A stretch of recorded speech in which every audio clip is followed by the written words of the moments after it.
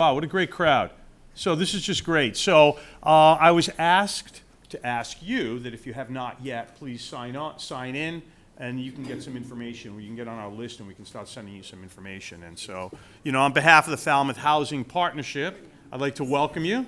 My name is Michael Kasparian. I'm from the Chamber of Commerce, and I am going to not be presenting, just kind of facilitating and keeping the conversation going a little bit today. Thank you so much for coming. This is great. Almost every chair is filled. Obviously, housing is a serious issue in our town, and we're really excited to have these guests today to hopefully help better educate everybody about the situation, answer some of the questions that people have. It seems that there's a lot of confusion over housing. There's a lot of misinformation over housing. So today, hopefully, we're going to be able to clarify a lot of things, right? So if our panelists are ready, we're waving. So hello, come on in.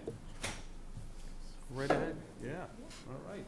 Is it a name tag event, John? I don't have my All right, name so without further ado, and we want to be mindful of everyone's time, if we can start with Jennifer, who's on the left. If you can just introduce yourself, tell us a little bit about your organization, and why it's important for you to be here today.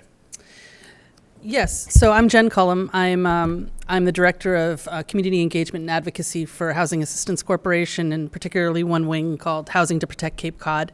I'm relatively new to the organization, about 6 months. I'm told it takes a year and a half to 2 years to understand all the ins and outs.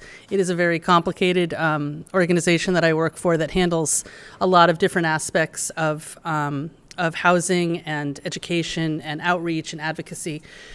Is now the time for the PowerPoint, Michael, or would you like me to wait? No, I'm going to have everybody introduce themselves first. So I do have a PowerPoint that's a little, I don't think it's long, but it might be obnoxious. So I'm going to keep it short. And if you have questions about what I'm saying, I will answer them to the best of my ability. I think I have a pretty good handle on what I have there.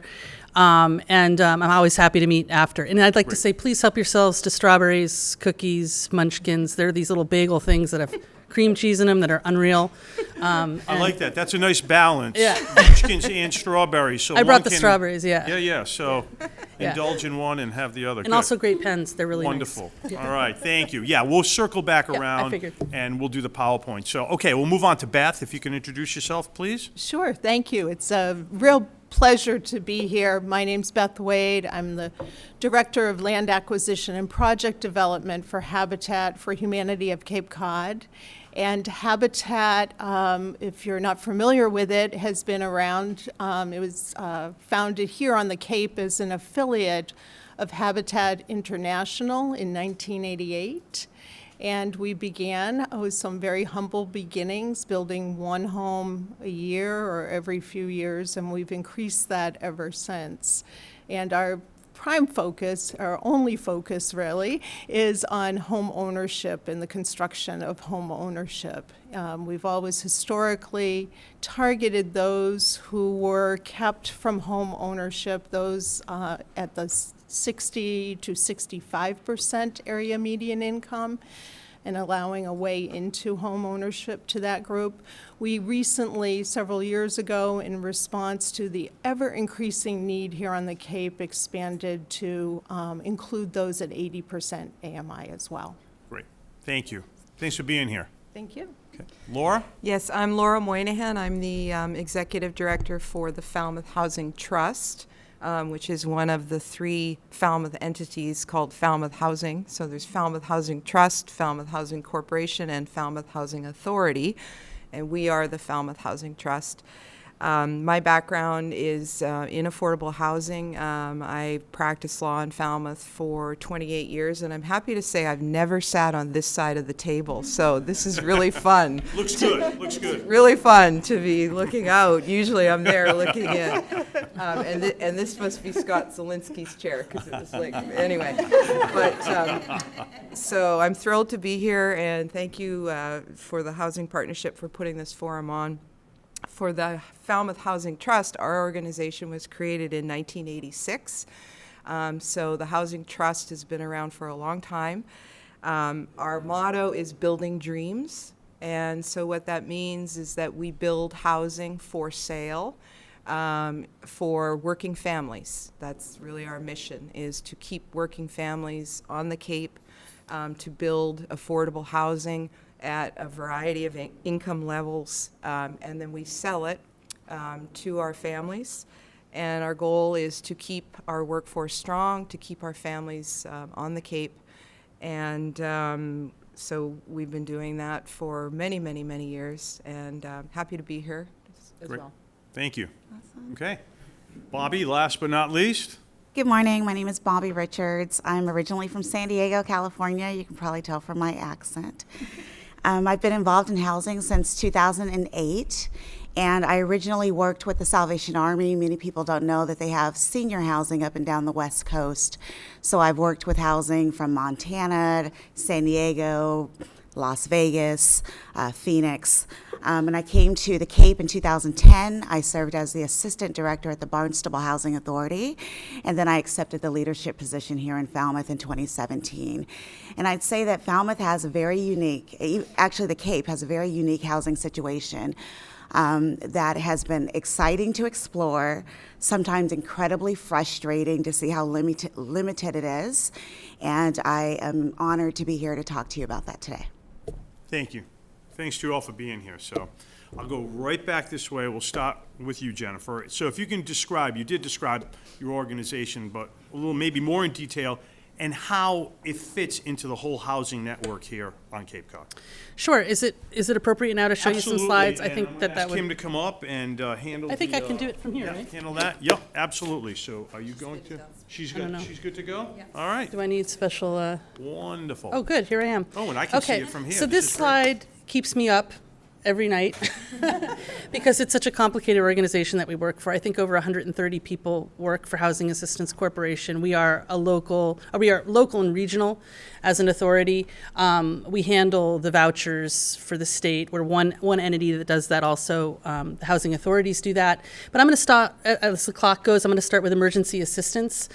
We provide emergency funds for families in need, for emergency situations, for homelessness, family shelters as well. And this has kind of been our charge for 50 years. HAC is celebrating its 50th year now. And that's really where we, I think, cut our teeth in our community and showed our purpose, was in that particular area. And we continue to make major strides there. I can go into more detail if there's questions about that. Going down to housing development, Housing to Protect Cape Cod is what HPCC stands for. That is a brainchild of Elisa Magnata, who's our CEO, and our other regional partners, which include the Cape Chamber of Commerce, Cape Built.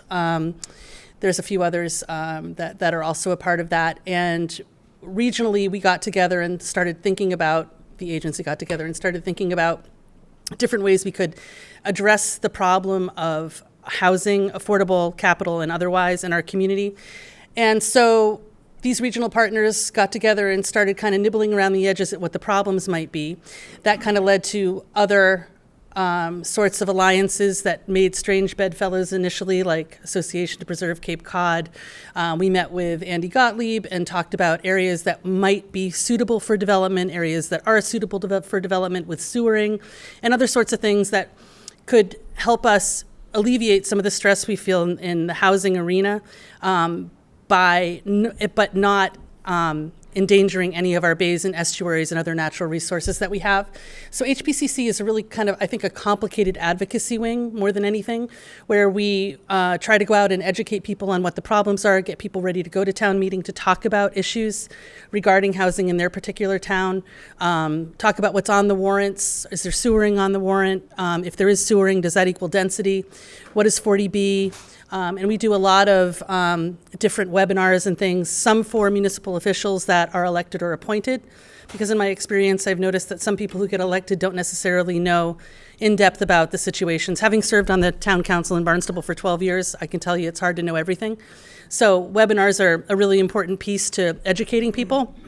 We've had great success with those in digging into all sorts of sticky housing questions like what is 40B, what is 40Y, what is the Dover Amendment is coming up, how does that affect your community? And then also we do an advocacy for citizens that talks about, you know, how we can better advocate for ourselves and what our community needs to our elected officials. So it's kind of like, you know, push through the eye of the needle one way and pull through the eye of the needle the other way, and hopefully we're getting our voices heard. We talk a lot about zoning as well, because that's one of the big impediments we find to building more density, because we are a developer. HAC is a developer. And construction and what's related to those, the from concept to completion, how long is that timeline, what is the cost of that timeline? And these are really, really big, important things, and kind of I think a newer wing of HAC, a newer kind of approach. Housing affordability has always been a big part of our curriculum too. So we have state funding and federal funding that helps us with vouchers, but we also have a lot of donations and donors which really help us kind of meet the moment in other areas. So the program that's listed up there under Thrive is a program that was developed to help people meet their rent working in certain sectors. Kind of came out of a COVID response where people can apply for that, and it's funding that's unfettered, meaning that the state or the feds can't tell you where you put the money because it's directly donated to HAC. So we help childcare providers, nonprofit employees meet their rent every month on that. I think it's a 1-year program. And we have energy efficiency programs too, where if you're a renter or a homeowner, we can come in if you're under a certain AMI, or there's a restriction on that, but come in and actually do programs that help you winterize your home better, do more insulation, maybe you need a new heater, those sorts of things. The case management and education piece at the top is, I think, actually crucial to our mission, because it kind of is the wrap the arms around the whole organization piece, where we educate first-time home buyers. We have a Money Matters course that I'm trying to get into some of the high schools, because I find that a lot of kids now don't understand that they can't have the $250 sneakers unless they have the $250 that mom and dad are willing to spend. I have a 16-year-old, so I can say that that's the real deal. The outreach team, who continually try to educate and help bring people to housing, bring people into an organization where they can thrive. And then the ACO component, which is really like, this is just an excellent concept of making housing part of your health. So if you are in any one of our partnership health organizations like Community Health Centers or Duffy, there's others listed as well, then you can also be prescribed a housing counselor that can help you maintain that. So HAC really goes from like, I would say the most fragile populations all the way up and past. We also have a reverse mortgage class that people can take. So we go all the way, the full spectrum of trying to support housing. I'm sorry, this is a really long, I'll go fast. So housing market, this is a quick one. This is what the housing market looks like on Cape Cod now. 20% rentals, 40% and 40% between owner-occupied and seasonal. And the seasonal ones become the STRs, which is what everyone is talking about now. And it just takes 2 months to make your short-term rental the same amount of money off a short-term rental as it does for year-round rents. So it's no surprise that that's what's going on. But 80% of our housing stock are single-family homes. So these are the solutions. We always talk about these things. We just need to build affordable housing, and we just need to zone for smaller homes, and we just need to speak up and get involved. Unfortunately, there are impediments to that. And this is really what the HPCC side of advocacy does for HAC. So, how do we deal with NIMBY? NIMBY is not in my backyard if you're not familiar. And the cost of these, it's incredible how expensive units have become. We have a project that we're working on in Hyannis right now on Stephen Street, where it's costing out, I believe, last I heard, $530,000 per unit to build. That's how expensive it is. And zoning. And decisions made by boards and committees, they can really impede the progress. Also, one thing that's not up here is appeals by NIMBYs. So if NIMBYs come and say, no, we don't want that, we're going to appeal it, because that's the process of democracy, we can appeal it. They can also delay that for years, which drives the costs up and changes things. So that's really what we're up against. And that's particular to every single town. We're different here in Massachusetts and New England. We're not like the rest of the United States. But I think it's really important to look at who's the boss. I really want to invert this cone and put a different thing, because the citizens are the ones who are in charge, right? Then elected officials, then the town manager or administrator, and then your town employees. So if we don't start showing up to talk about what we need, if we don't push the thread through the needle, no one's going to be on the other side to pull it. That's the important part of advocacy, and that's what we always look for at HAC. Advocates, donors, people to move the ball forward when it comes to housing. So here's different ways on how you can participate. I know you guys are here, so I'm preaching to the choir. Don't rule out the bottom two. Volunteer for boards or committees. It's really important that people hear your voice, no matter your age, no matter your race, no matter, it's important, and run for office. And your input matters, and you guys know that because you wouldn't be here. So the idea is, how can you identify and communicate things that need to change? So town meetings, we have this might be the wrong, I'm gonna skip through some of this. You guys know all this stuff, I'm sorry, I think this is the wrong presentation is the problem. A lot of good information there, Yeah, though. Yeah. yeah. It's very good. So, speaking of public, I'm sorry about this. I think I need to change the. Okay. I'm going to nuke this and just speak a little bit more about other things, I guess. The bottom line is that HAC is an agency that is willing to and able to, I think, move housing in the right direction based upon the advocacy wing that we have, where we can help towns, people, citizens in towns advocate for what is necessary and then work with local leadership to make those things come true, make those things happen. So I'm going to let you go because I'm off my mark, and there you go. That was a lot of information. That's really Yeah. good. So I know we're going to have a question and answer period later, but there's Yeah. also going to be opportunity for other questions to kind of drill down on some of the things you're talking about. So that was great. Yeah. Thank you very much. So Beth, same thing. Sure. Do you need to get in there for that? Okay, Yeah, great. she does. Basically, how Habitat fits into the housing network, really. I mean, same type of thing, so people can be educated as to exactly, specifically what you do. Sure. What makes you different and how you fit in and help out. Sure, Great. absolutely. Thank you. So just reviewing, here's our mission statement. And there's a couple of things I just want to make comment on that Jen spoke to.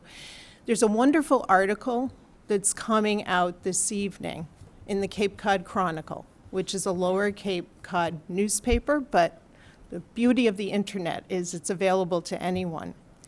And there's a great story of a woman named Beth Finch in Brewster. And she is the exact opposite of that quote NIMBY. And I know there's sensitivity sometimes to those terms, NIMBY, but we do call Beth our YIMBY. Yes, in my backyard. And literally, she donated a portion of her house lot where she currently lives in Brewster for a 40B process where we're now building 2 beautiful homes. Great. The other thing is, just to mention now up front, following the HAC presentation, one of the wonderful things and one of the ways that Habitat fits is we do collaborate with other housing developers. And so I had the terrific experience recently of working very closely in a collaborative effort in a response to an RFP to the town of Orleans, and working with HAC. Yeah. So that's a way we can integrate going forward too, on and on. So very specifically, Habitat for Humanity partners with families in need of an affordable home to build one of their own, fostering stability, self-reliance, and a strong sense of community. So as I mentioned previously, we focus on home ownership properties. We have historically targeted those at the lower incomes, and part of the reason for that has been the very, very early inception of Habitat way back in 1942. The idea and the seed of Habitat was born at Koinonia Farm in Americus, Georgia, in an integrated community. And as you know, in the 1940s, that was not very popular in the South. But Millard Fuller, who was the founder of Habitat, spent quite a bit of time there with Clarence Jordan in this integrated community. And they determined ways to begin to break down social and economic barriers. And they recognized that there was a lack of access and inability of the sharecropper farmers to access capital and access adequate housing. And that's the foundational point of our birth. So that has been our target, and it continues to be in portion. As I mentioned previously, 1 to 2 homes were built a year. Sometimes there was 1 home every couple of years. And then around 2012, we began to implement some new modes of operation that increased our fundraising abilities. And we pretty much have 10 to 12 homes in process. We may not be in active construction where the walls have gone up, but since 2012, we've had about that number. So we currently are building the 2 I mentioned in Brewster, and we're on deadline. So if anyone knows of anyone in need of housing, we have a deadline for applications for the 4 homes in Wellfleet and 4 homes in Dennis on Monday. It would probably be, one of those late nights, hard work weekends for anyone to get an application in, but I would encourage you to encourage others to take a look at the website, which is the best way to reach us for that. We're permitting 6 in Yarmouth. We've entered the permitting process for 4 here in Falmouth. Looking forward to another project in the near future in Falmouth with 13 to 15 homes, 2 in Marston's Mills and 2 in Brewster. Some of our foundations, and I think this is important as you listen to the different modes of operation for each of us. Our foundational process is that our families are our partners in the process of building. And so we do, in lieu of a down payment, require what we call sweat equity. And it's where the folks who are, so backing up, the applications come in for the home lottery, and there's a vetting process. People need to be able to purchase their home with a mortgage. So there's a vetting process that's done by a committee, and then there is a lottery of those who are able to meet the criteria are literally placed in a paint can, and the lottery draws folks for the opportunity to move forward building their home and eventual purchase of that home. So the sweat equity comes in there, 250 hours per adult household member. Another strong piece of our foundational effort is the community engagement process. And what we find is that that is a critical piece for doing a lot of the education that Jen spoke to. It's working together, and it begins to break down those socioeconomic barriers that we put up. It's hard, to continue to have some of the, for lack of a better word, prejudices that come up between people when you're working shoulder to shoulder with them day in and day out. And so that's a really important thing for Habitat. We're often asked, well, couldn't you build quicker? Couldn't you build more? And the answer is yes, we could, but this is for us such a key component of our model. So we've been able to increase the number of units at this point while retaining that. We do provide buyer education and ongoing support, not only through the point of purchase, but beyond through our family partnership program, at least through the first year. And what we find too is in that process of working together, many of our family partners become what really will be lifelong friends with the Habitat purchasers. So there continues to be ongoing support, and certainly Habitat is there if any of their folks need support long after the house has been built. We have low-cost prices that are subsidized by private donations and grants and other things, and we're going to talk about that later. We are, yes. Yeah, okay. So I'll talk a little more to that later. The homes are affordable in perpetuity through a deed restriction, and there is monitoring that occurs so that we are sure that they are retaining their homes for their year-round primary residence, and there hasn't been any resales outside of that. There's one of our houses that we built in Orleans. And as I said, it's a build and purchase program. And I can give anyone, I have cards to hand out, my own card, and I can put you in touch with Marianne Mills Lassiter, who's our family programs manager. We do work across the Cape. And I think we can probably move on from that That's tour. wonderful. And I know when I first moved to the Cape from Providence and I joined the Chamber in 2008, one of the first things that I got involved in, the Chamber Board of Directors helped build some of the houses, I think were on Turner Road at that time, it was a while ago. Awesome. But I remember we came all over and it was very, very supportive through the community, and I know the directors. So that was my first experience with Habitat. It's just, just amazing work you're doing, so thank you. Super. Thanks for Thank being here. you. Yeah. Laura, you can Yes, expand? Yes, thank you. So at the Housing Trust, I said earlier that our motto is building dreams. Our model is a little different from Habitat in that we are targeting our building for what we call higher income. So ironically, there are various income levels, in the whole affordable housing network. But when you're looking at 60% area median income or even 80% area median income housing, like Beth was talking about, there are working families who make more than that. And we call them the missing middle.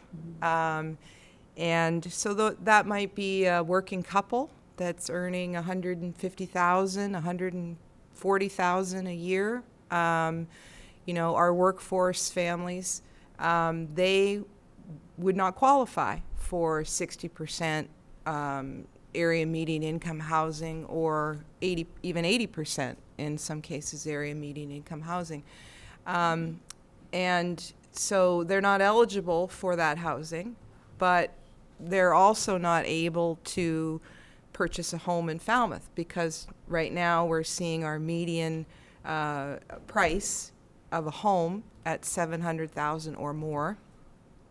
And in order to buy a home like that, we're being told that the income level needs to be at least $200,000. So if you look at that gap, that's pretty critical. That's pretty significant. And so at the Housing Trust, we try to focus on that. We want to house families that can stay in the community, that are providing the essential services that we need. Our police, our firefighters, our teachers, our restaurant workers, our healthcare workers, our workforce. And it's interesting that in the housing production plan, there's a lot of information in there, but one thing that is significant to me is that 18%, only 18% of our households in Falmouth are under the age of 45. And the state average is 38%. So we are way below the state in terms of our younger households with families. And I think the reason for that is what I just told you, is that we have this critical affordability gap where we have people making too much money to qualify for state-mandated affordable housing under the 80% income limits, but not enough to buy a house on the market. So that's really why we're seeing this exodus off Cape, where our younger families are buying in Plymouth and Carver and places where they can buy a house for $400,000 or $500,000 and afford it with a mortgage based on what they're earning. So we work to keep them in Falmouth. How do we build our dreams? We buy land, or we're given land in some cases, and we build the houses for sale. We build typically 3-bedroom homes. We are looking at building 2-bedroom homes as well. The cost of the house is about $450,000, $460,000 for one house, and that's going up all the time, as Beth has said.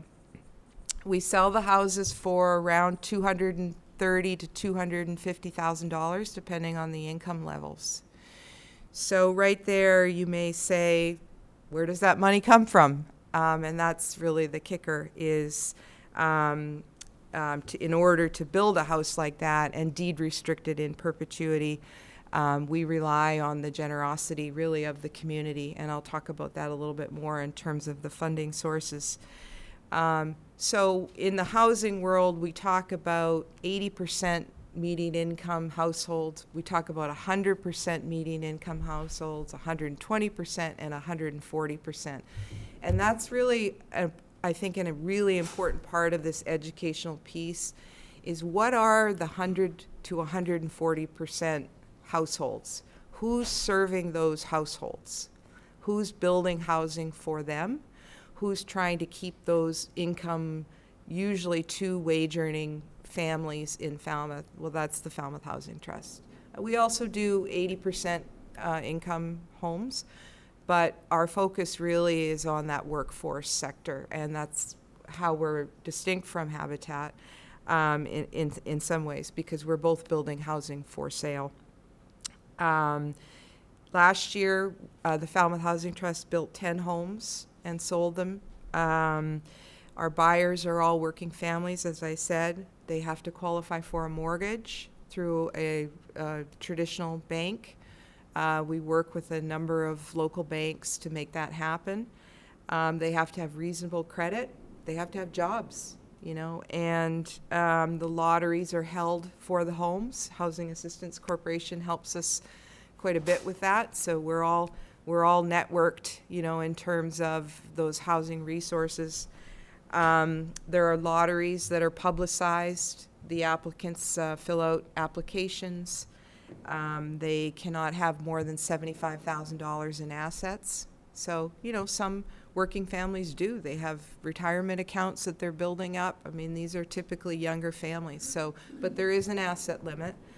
And then there's a publicized lottery, and the name gets put in the lottery, and the lucky winner name gets pulled out, and the winner wins a home. So I'll just finish this section with a great story with one of our homes on Sam Turner Road that sold in December.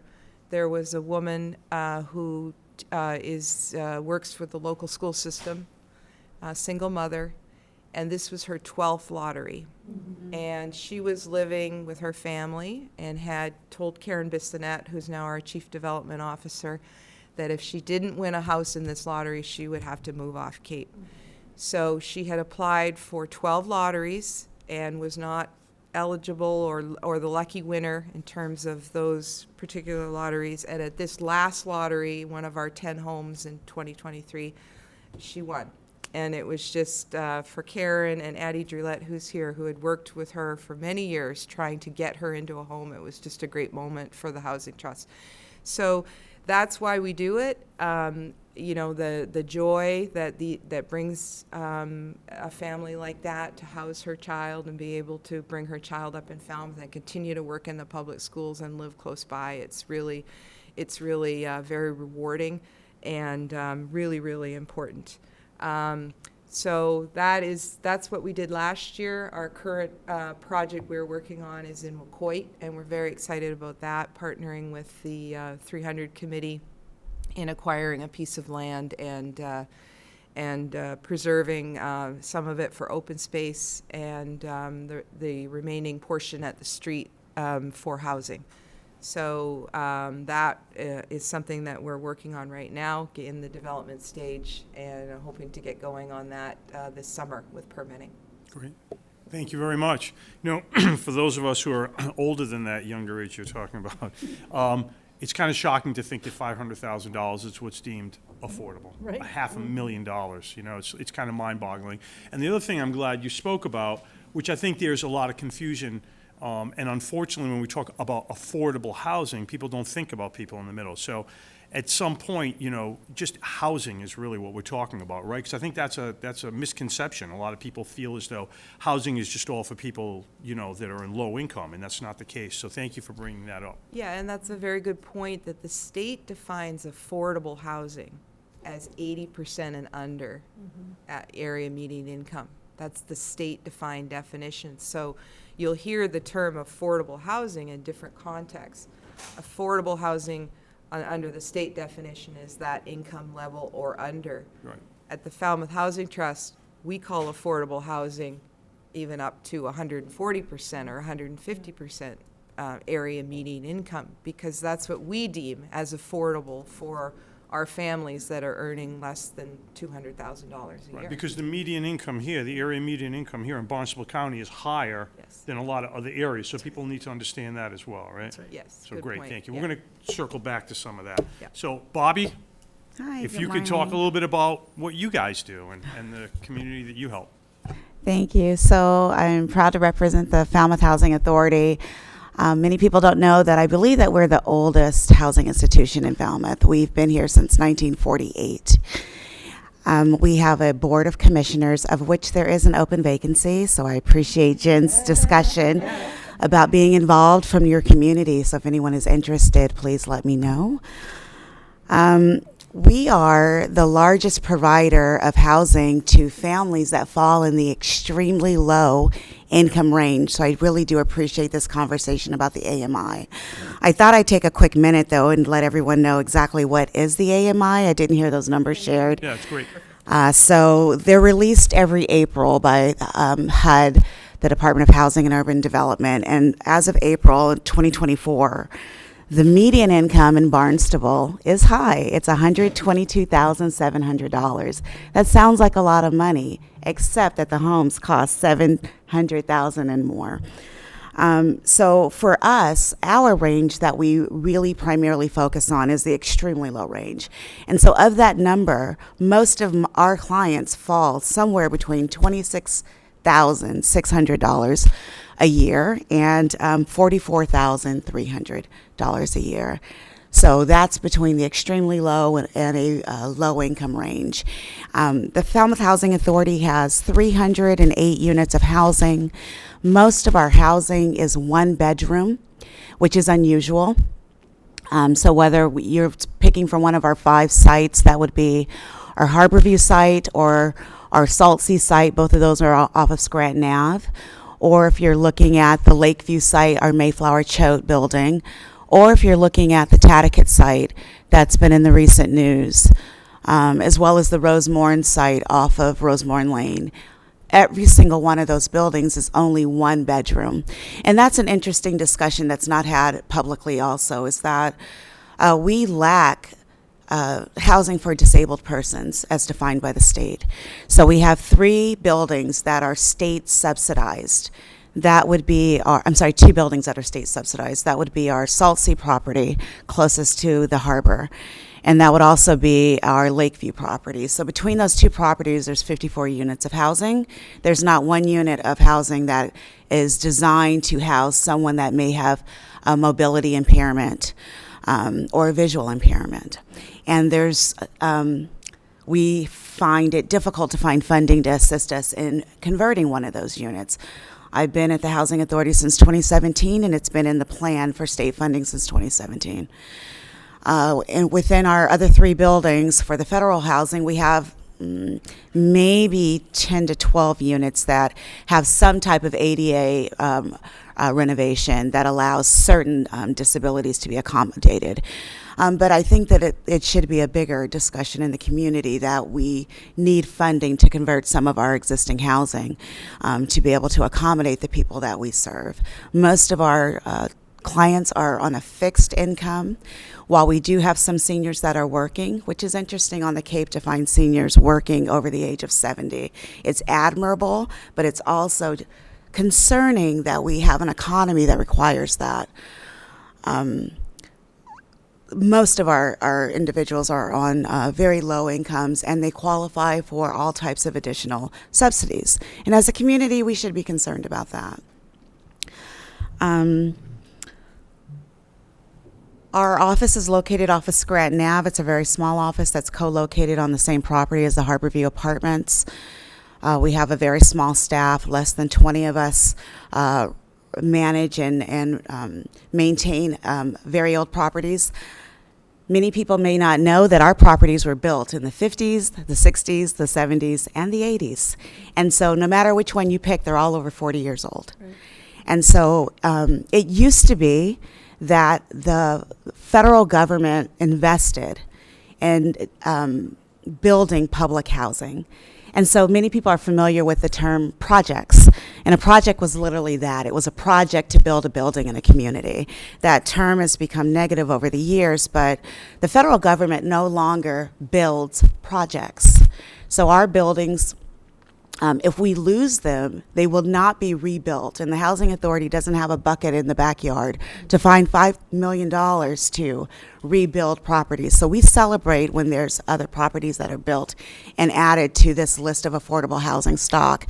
But we also understand that uniquely, a lot of times the conversation around affordable housing doesn't really involve, and it should, the Housing Authority properties, but we are innately affordable housing, and we really do cater to a lower income clientele just by default. But if we were to lose our housing for any reason, it would not be rebuilt. We would have to become like a development agency where you create another board and you start investing in building, and that now requires a mortgage. So what is great about the Housing Authority is that we don't hold any mortgages. We actually own all of our properties, and that we exist off of both federal and state subsidies. But the challenge in that is that that money is very limited. We struggle and compete with all the other housing authorities in the nation to get any monies. I'm proud that we were the recipient of the largest emergency grant ever offered to a housing authority in the state of Massachusetts.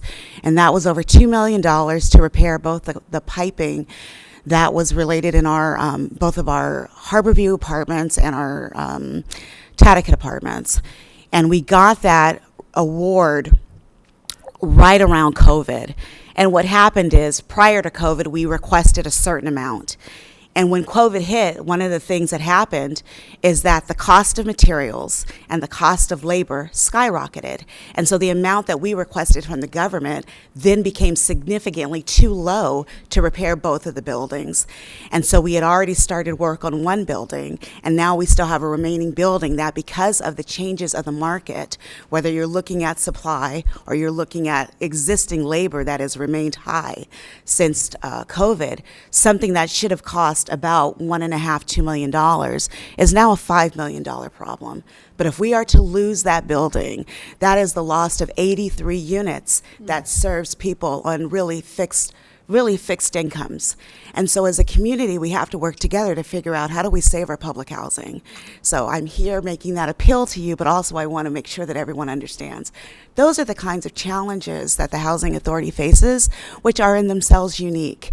But we are a partner with the town. We're a quasi-municipality, so we're not exactly a committee of the town. Many people have thought for years that we're a committee of the town, but we're actually a municipality. But we have very limited powers. We're run by a board of dedicated volunteers at service commissioners. And we have a small staff that is working at its capacity to keep our buildings up and running. Thank you. So much. It's wonderful that you're helping the most vulnerable group in our society. But what's wonderful about the presentation, I'm sure everybody here appreciates it, is that we can all understand that your various organizations are helping people who are the most vulnerable, up to people who can purchase, up to people that need to swing a hammer, et cetera. So all along the whole spectrum of our society, our philosophy is there's got to be room at the table for everybody, for it to be a complete community, and to really keep our society going. So wonderful work for all of you. So we're going to move into the next round. You've answered a lot of part of the second question, so I want to jump right to basically, how do people find you, and how do you find people? So somebody fits into the scope of what you're doing. If you can explain to everybody so they can either pass out information along or understand, starting with Jennifer, how do people find you, or how do you get out and recruit people for your programs? I would love to answer that. I want to add one more thing to what Please my do, presentation. of course, I'm sorry, I absolutely. had Yes. I last night put in 2 slides that I wanted to, but it didn't happen. Anyway, I just wanted to talk about a couple of other initiatives that HAC works on. We're very involved at the state level. So right now we have the Affordable Homes Act. We do a lot of policy work. So we worked on pushing our priorities, which we believe are the priorities of people who need housing, at the state level, and we're waiting for that to come out of the hopper. And we also do a lot of work, like trying to find innovative ways for cities and towns or towns mostly, to work around these wicked problems that we have about zoning and individual responsibilities of zoning boards and the laws and the ordinances by like looking at deed restrictions, like what Provincetown did, buying deed restrictions on property to provide housing for year-rounders, ADU completion, and how do we make that work with local banks? Is that something that's going to be able to happen with the Affordable Homes Act and hopefully a seasonal designation that will come out of that? So there's a lot of policy that HAC does as well, and I think I failed to mention that, but I wanted to make sure that that's known because it's a really big part of who we are. In not just reacting, but being proactive in trying to change policies for the better at the state level. It's hard because the cities and towns in Massachusetts are very focused on their own initiatives and very focused on their own rights. And I believe that should be the case. I served on the town council in Barnstable for a long time, and I totally understand and believe that. But we are in a crisis right now where we really need to meet the moment, and so. Housing Assistance works really hard to make that happen. I also just wanted to mention it's awesome bookends that we have up here. I just think it's a really great panel. Okay, so how do people find us? So I think we're very well known in that, we have a central office in Hyannis. We also have one in Orleans. We have one coming in Katomet. As soon as that shelter is moved, it's in it will be where a family shelter is located in Katomet. People find us because I think we serve like over 6,000 people a year at HAC, so we're very, very well ingrained in the community. They find us through programs that they might know at the Department of Transitional Assistance. They find us because friends have been referred to us. They find us because they're landlords that actually have a vacancy in their home. They find, or an extra home, I should say. They find us because they inherited a property, and they want to make sure it goes to a year-round family. They find us because we have amazing outreach, and like the Walk for Hope is coming up next Sunday in Falmouth on the 19th. I think that's Sunday. People donate to HAC. It's been around since the telethons rather, right? Where how much are you going to give, sort of a thing that I remember from like the 90s. Now we do different projects. We do like the Big Fix. We're very community oriented. With the staff that we have, we work really hard to make sure we're integrating into each municipality and answering the needs of each. So we have, like I said, we have the fully staffed office in Hyannis where people can walk up to the door and get help.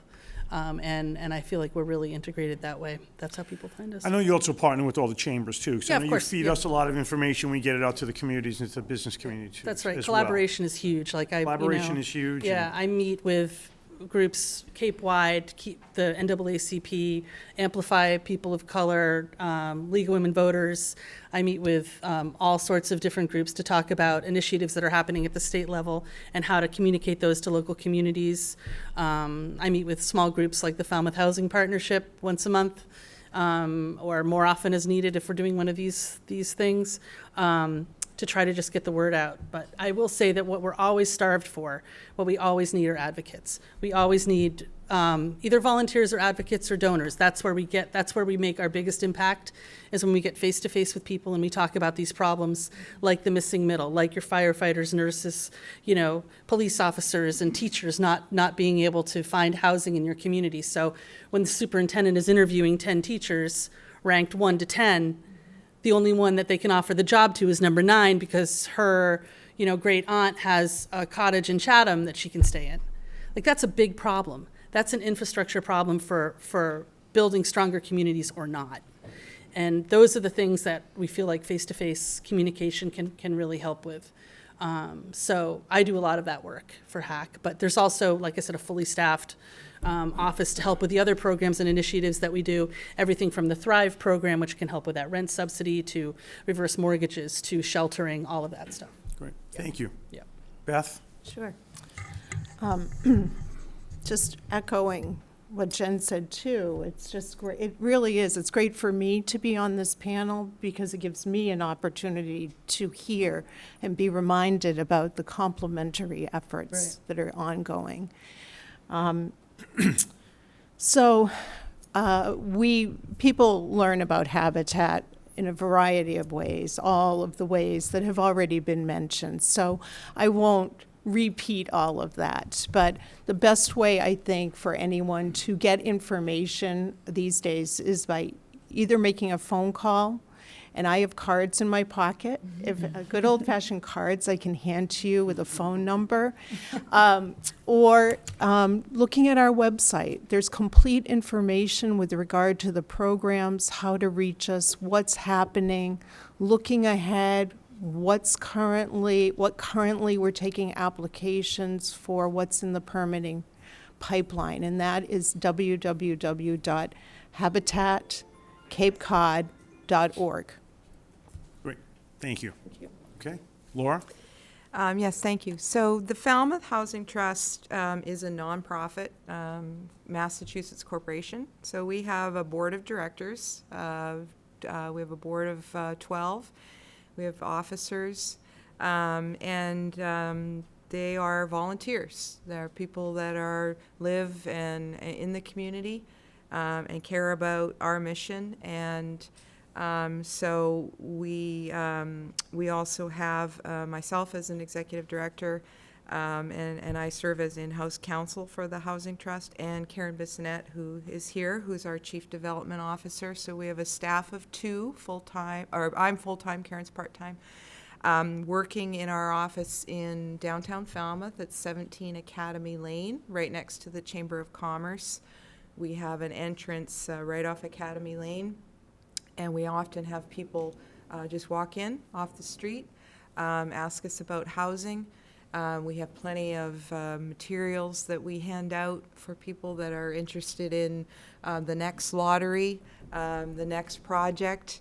We have a website that is very comprehensive, falmouthhousingtrust.org, where we refer people to often. The website has, all the information about upcoming projects, how to buy a home, the lottery application.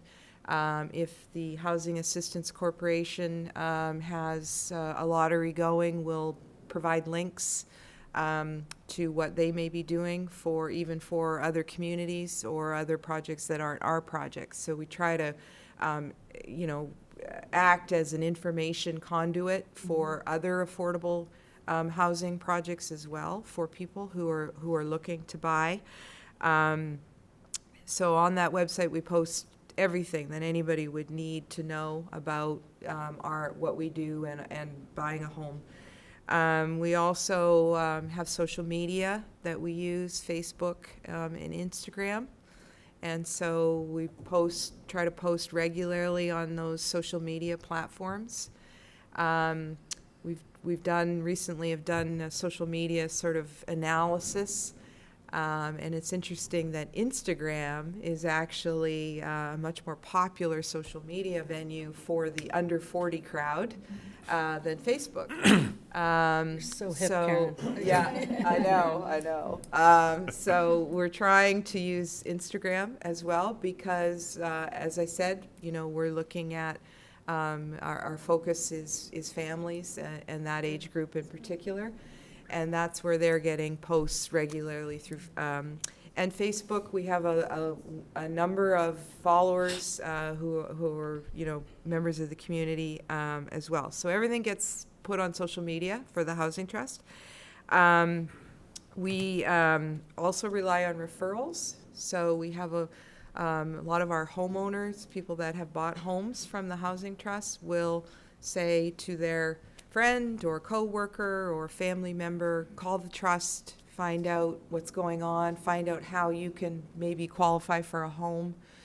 One of our more current initiatives that we're working on our website is a pre-screening tool for eligibility. So one of the things that I think we found is that the lottery application process for buying a home can be a lot of work, and people are busy. They have young kids. They're running all over the place. They're working.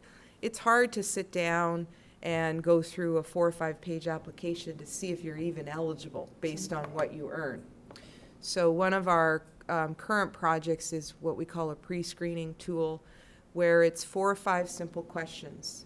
Are you a first-time home buyer? How much do you make? How many people are in your household?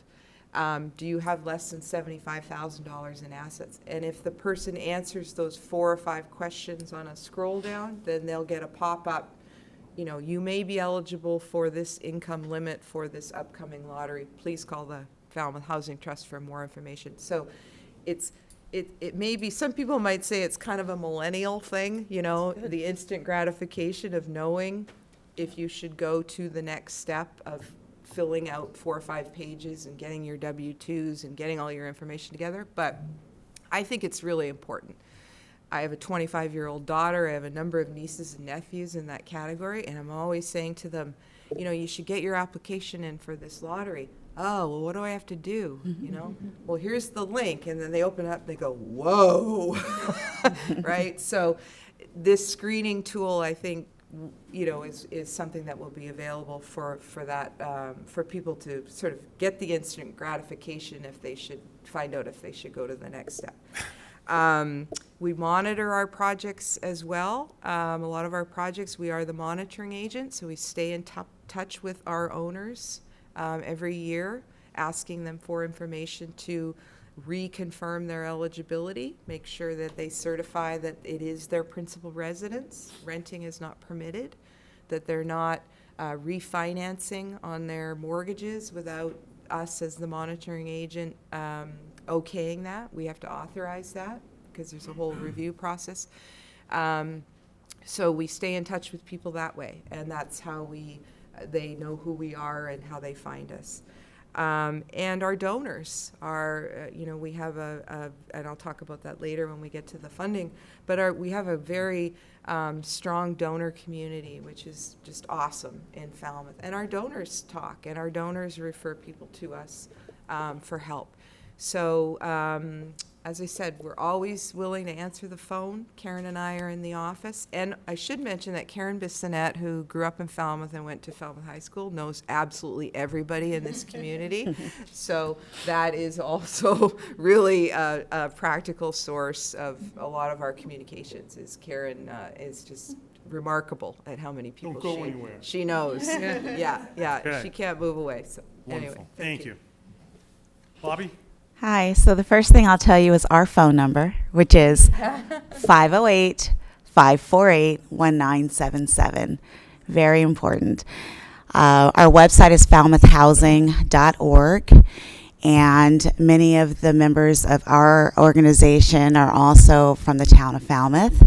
So many of them went to high school with each other. They know many people in the community. And we allow walk-ins, so we encourage the community to just stop by, ask us what's going on, ask us what applications we have available. A little word about applications. We're always sad when we close an application or a waiting list, but the reality is that our lists are so long and the amount of housing that we have is so short that if we keep our waiting list open, all it does is give a false sense of hope to people thinking their name is going to be pulled on the waiting list. And we don't think that that's fair. So whenever it looks like the waiting list is going to exceed a 3-year mark, which really is a long time, it doesn't make any sense to keep that waiting list open. So we celebrate and support any other organization that has housing available in another form, because at the Housing Authority we're so limited. In terms of community outreach, though, I love the question because I wanted to talk a little bit about what the Housing Authority does that I think is trying to involve some creative approaches. As a TikToker, I seem to lose a lot of sleep every night because I can't seem to shut off my TikToks. That we're thinking about if there's any short TikToks that we could do that just talk more about housing in the community and answer some quick questions. We're not really on social media, only because it is administratively heavy, and we don't have the staff to administer that in a way that we would want to, but it's certainly an interesting prospect. But what we do is we try our best to get out into the community, and so our staff has done a really great job over the last few years at identifying different types of events that are happening and setting up a housing table, something that you would not expect.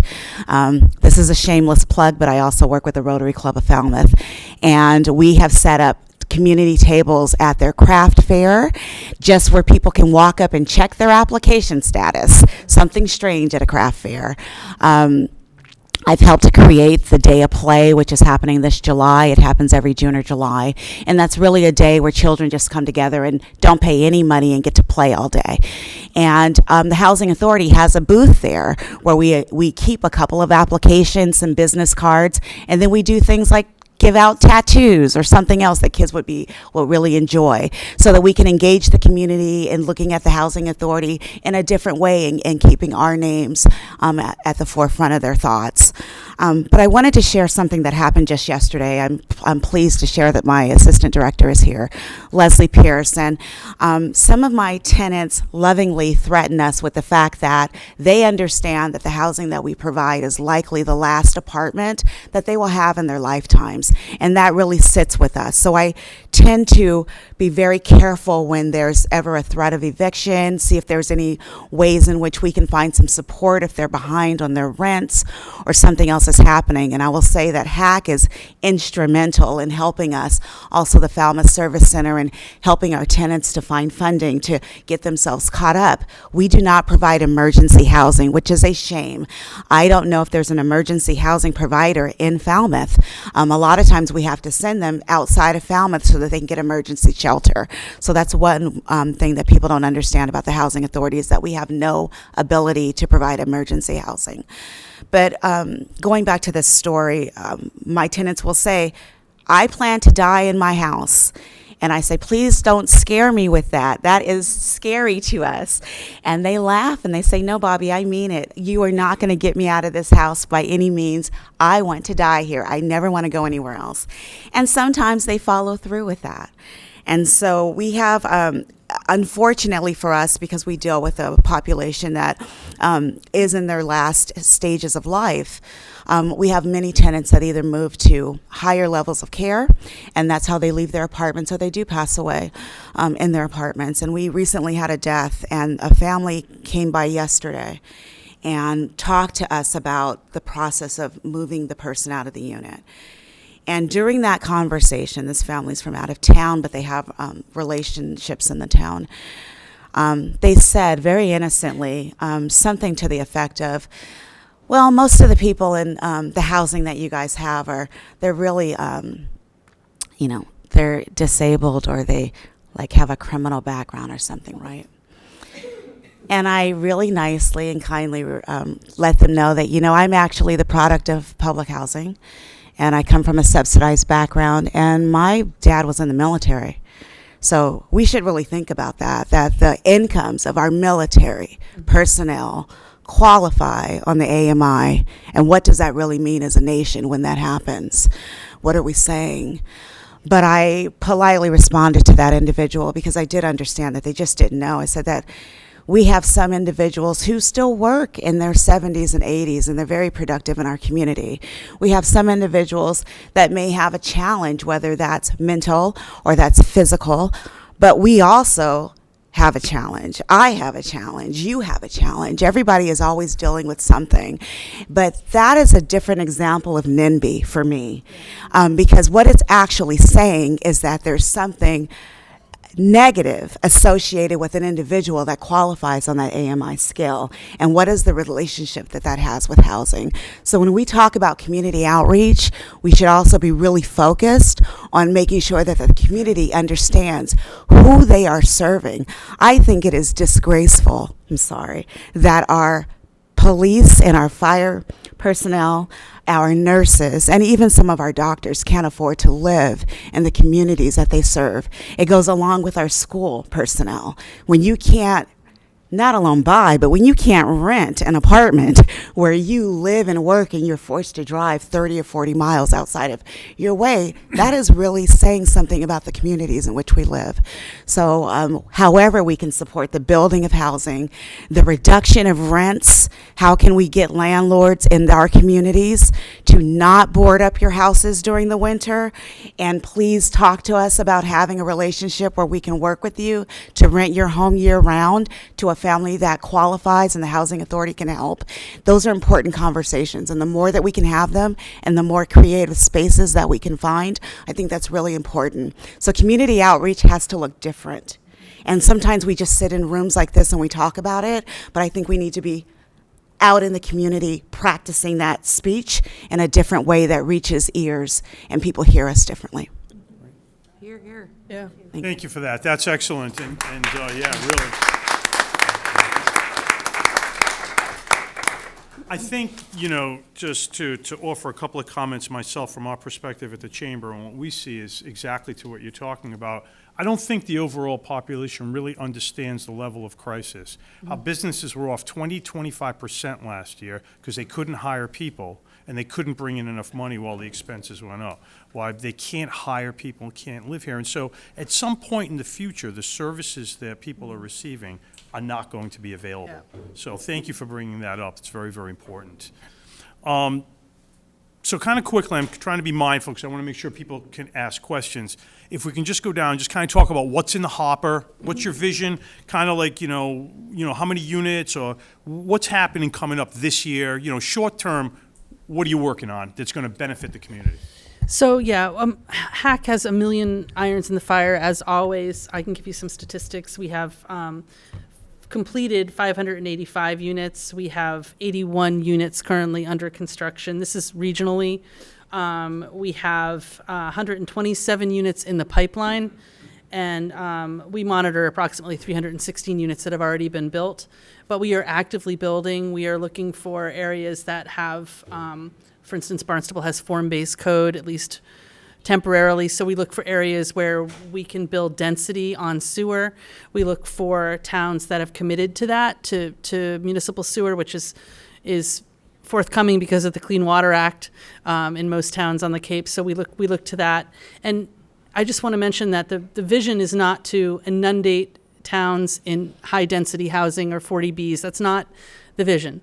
The vision is to create communities, to alleviate stress with home ownership, to house the missing middle as well as everyone else, and to remove the stigma, really, of not being able to buy a home when you make $100,000. I mean, we have to really start rethinking this. But as we talk about this stuff, the policy part gets bigger and bigger in it, right? Because we're in a reactive society. So, we had 4 years of leadership at the national level, and now we have, 4 years of what's going to happen next. We're seeing this pendulum of opinion and NIMBY and intolerance. We're seeing the pendulum swim back and forth from one side to the other, from intolerance to tolerance, to understanding to no understanding, survival of the fittest to let's save everybody, all back and forth. And we really need, as citizens and as town members, as representative town meeting members, we really need to start thinking about who we're grooming for the next elections and what's important to us locally, because every town has its autonomy with zoning in Massachusetts. So we need to really start looking at those things, because the state is telling us one thing. Milton's saying no to that, right? So what happens is that funding, the funding that Milton would have for shovel-ready projects, the state's like, well, we're not going to give you that money. The canyon is just getting, it's ever growing between what people want to see in their neighborhoods and what the state is telling us we need to do. The people who are really losing out are you and me, our kids, our moms and dads that can't find a place to live. So there has to be a meeting of the minds. And so that's really what I work toward. But the stigma is real. I mean, if you're making $100,000 a year and you can't find a place to live, then that really says something. So that's what HAC has in the hopper. Yeah, I'm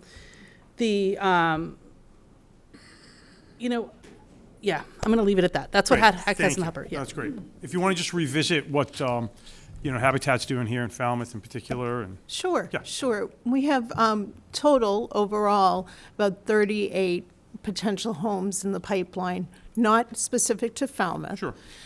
Here in Falmouth, we have a project of 4 homes. We're targeting, all would be 3-bedroom homes, 2 homes targeting those at 60% AMI and 2 at 80% AMI at or below in each, with qualifications for each. On a lot behind the Restore, which we'll talk about when we get to funding streams. Okay. And then we have another project similar to our collaborator complementary housing organization here with the 300 committee. that we're in the early processes with, still undergoing feasibility in North Falmouth, and it would be around 13 to 15 homes there, targeting a blend of income levels from 60% to 80%, and we are exploring 100% AMI as well. What's the timeline on the 4 units behind the Restore, approximately? So we're hoping to be completed with permitting by the end of the year. Perfect. And then start infrastructure at the beginning of next with wall raisings in the fall. Excellent. Wonderful. Thank you. Great job. Great job. Laura?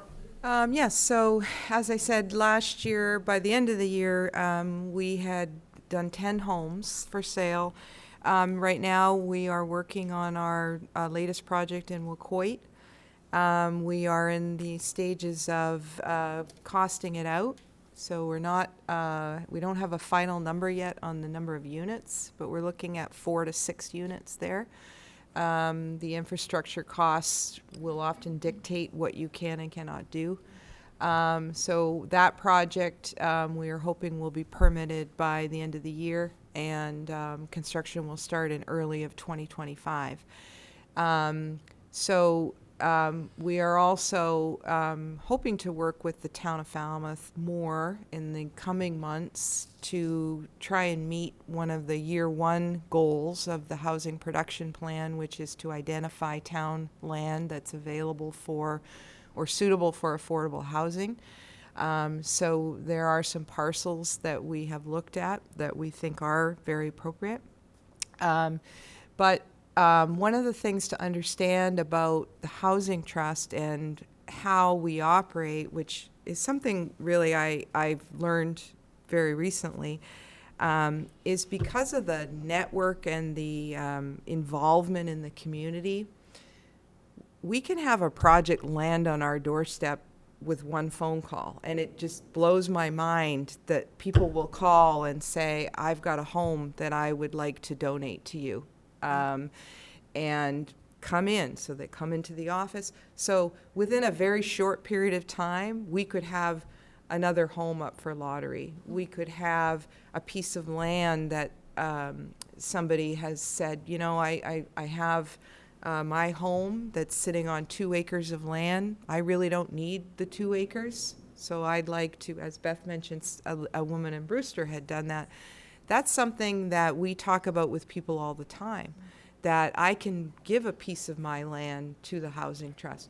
So we also have people that will donate the equity in their home, which occurred last year with a home on Club Valley Drive, which was just incredible, where a couple had decided they wanted to leave Falmouth and move closer to their family, and they had purchased their home before COVID, and with the high increase in value, they had gained this large equity portion of about $300,000, and they said, we want to sell you the home to the Housing Trust, and then have you resell it to a family and deed restrict it as affordable. So they donated the equity in their home. Wow. Mm-hmm. And we ended up buying that home for about $300,000.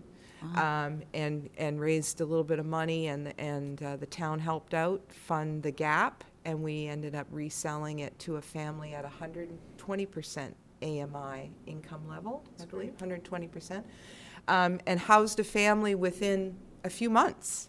So that's how sort of our work can evolve very quickly. So when we talk about projects that we are in the permitting stage on, I never look at that as our only project, because every time I go into work, there's a new project, and they come up very fast. And in this business, you have to be creative, and the people in the community can be creative too, like the Bowers were, who donated their equity on Club Valley Drive. That was just incredible. But that's an example of how people in the community who are listening, who are watching, who are here, can also help. You know, if they have land that they're not using, we can divide that up for you, and you can put your house on an acre or whatever you feel you need, and you can donate the rest to the Housing Trust.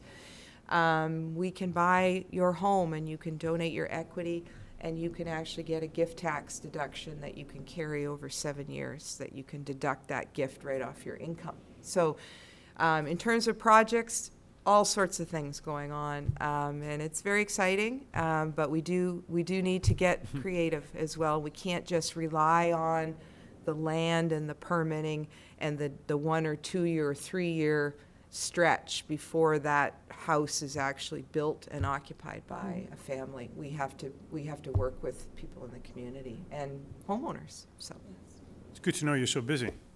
It's good. Keep it up. Very busy. Wonderful. Yeah. Excellent. thank you. Bobby, I know you got limited number of units, so I'm assuming you're not adding units. Not currently. There has been discussion, though, amongst our board whether they're going to move in a direction to do some type of development, and what does that involve? Because as many people know, when they drive by our properties, we do sit on a lot of land, and it really could be used for housing. And so how do we do that as an organization? I was on Capitol Hill a couple weeks ago advocating through Mass Narrow for more funding for housing authorities across the board, but in particular, I met with Senator Moran's office as well as Representative Vieira, who we are very grateful to. They have really worked hard on our behalf to get us additional funding.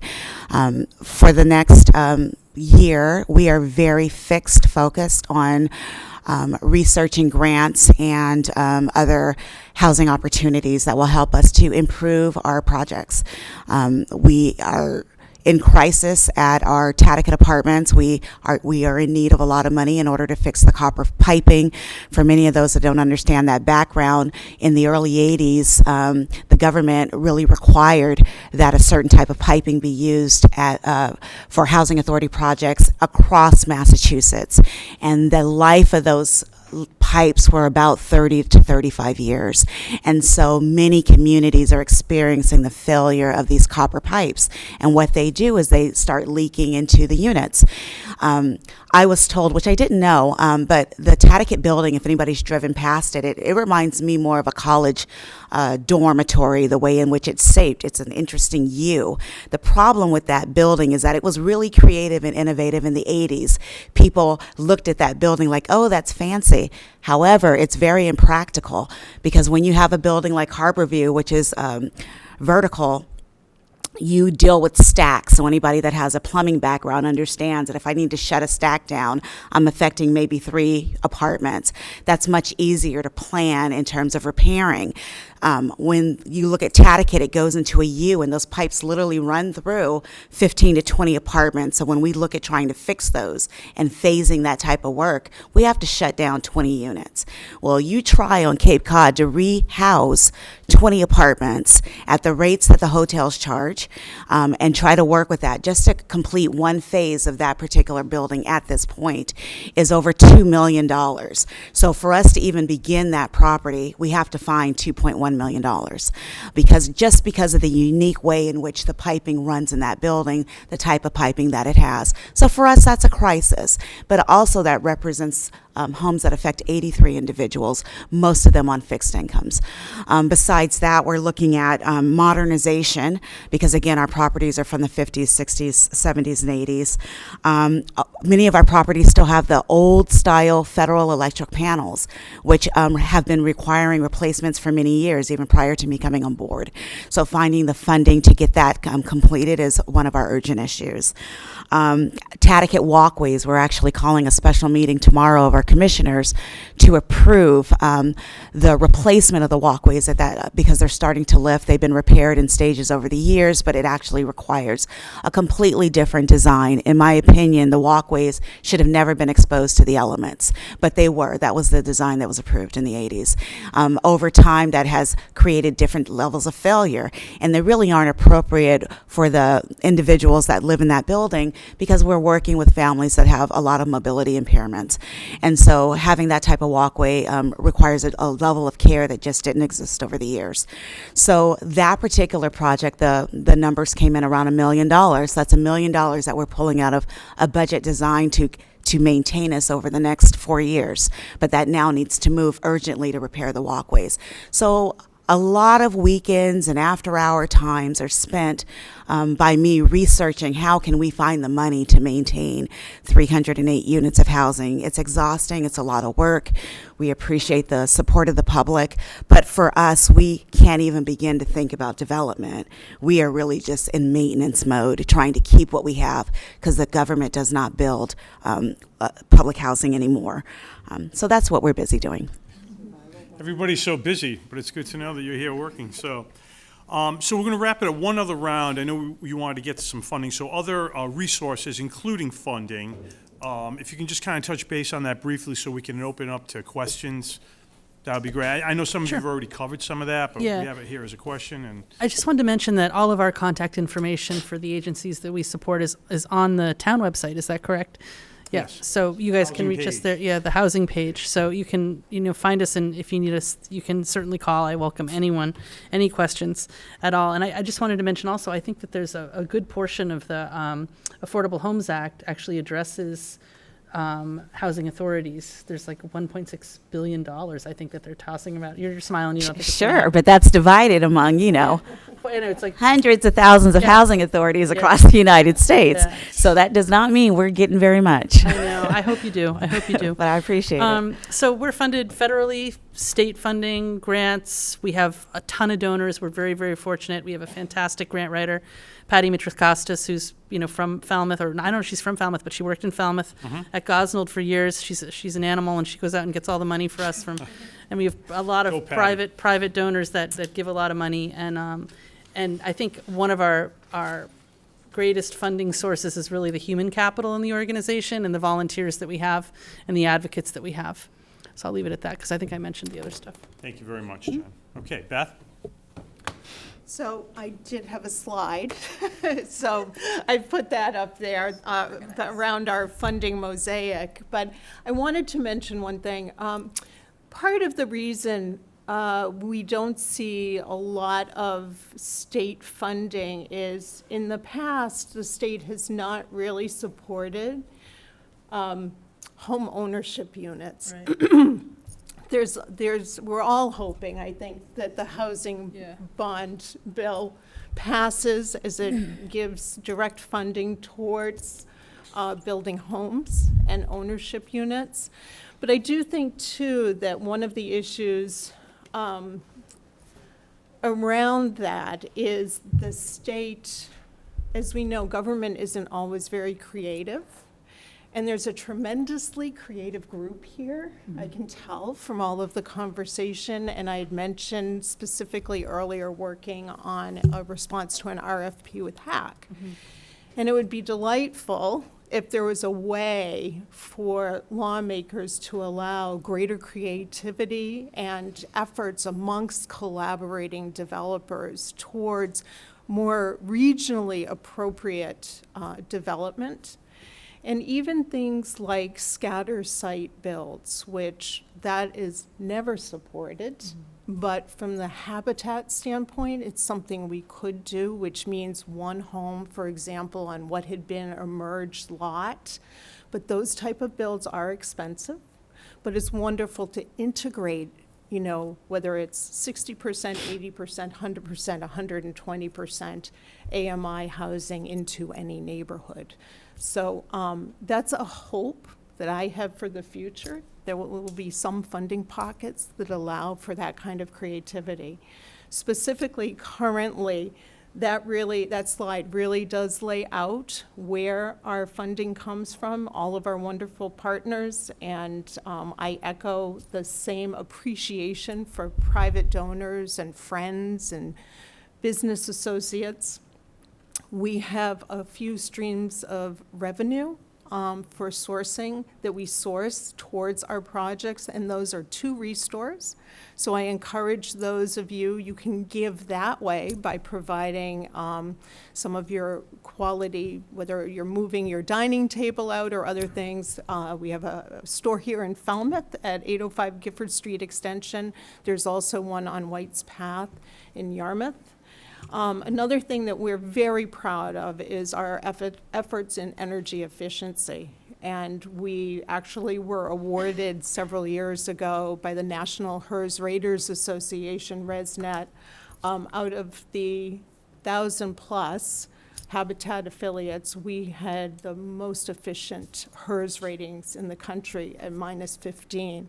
And a large part of that is through generous donations by Falmouth residents Ken Foreman and Ann Giblin towards our solar effort. But in turn, we've taken their investment and we utilize it around energy, the rebate and incentive programs that opens to us. So with rebates and incentive dollars, we're putting that back into housing as well. Thank you. Laura? The Housing Trust too is really blessed with the generosity of the community. Our funding, a significant portion of our funding comes from donors, and so many people ask, how do you build a house that costs around $450,000 and sell it for $250,000? So you're at $200,000 per house.